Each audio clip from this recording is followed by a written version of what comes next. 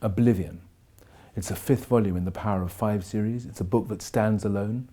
It's a struggle between five teenagers and the forces of darkness as represented by the Old Ones, which takes place all over the world and climaxes in the frozen wastes of Antarctica, in the city called Oblivion. This is the darkest book I've ever written, and I had to be very careful with the levels of violence and destruction in it. But then this is the world of the very near future where everything has gone wrong and where mankind is on the edge of extinction. Only these teenagers can bring it back from the brink. The last book, Necropolis, finished with a typhoon in Hong Kong and the destruction of the entire city. The five were trapped in a temple and tumbled through the magical doors that have taken them into a world they simply cannot understand. Matt is in Brazil, a country ravaged by disease and taken over by drug lords. Jamie is in England in a village where nothing makes sense and where there's danger all around. Pedro and Scott are thrown together in a prison in Italy, captured by the Old Ones. And Scarlett is in Cairo, one torn apart by civil war, where sandstorms are blowing the whole time. The five of them have to find each other again.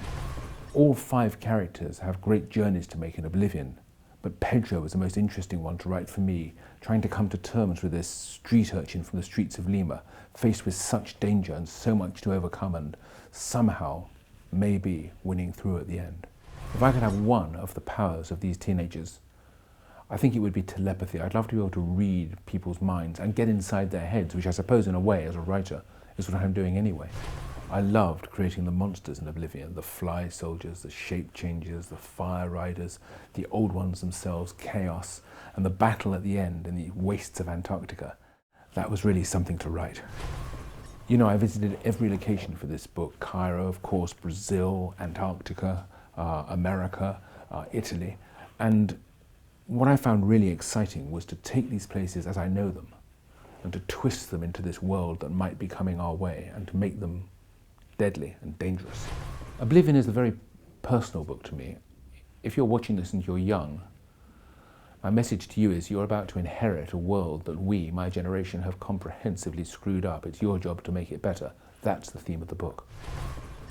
So there it is, Oblivion is out there, 30 years work, and I really think it's the best thing I've ever done, honestly. I think it's up there with the Alexes, and for those of you who've stuck with the Power of Five series, I hope this brings closure and finally the end of the whole thing. And to those of you discovering it for the first time, what can I say? I just hope you enjoy reading it as much as I enjoyed writing it.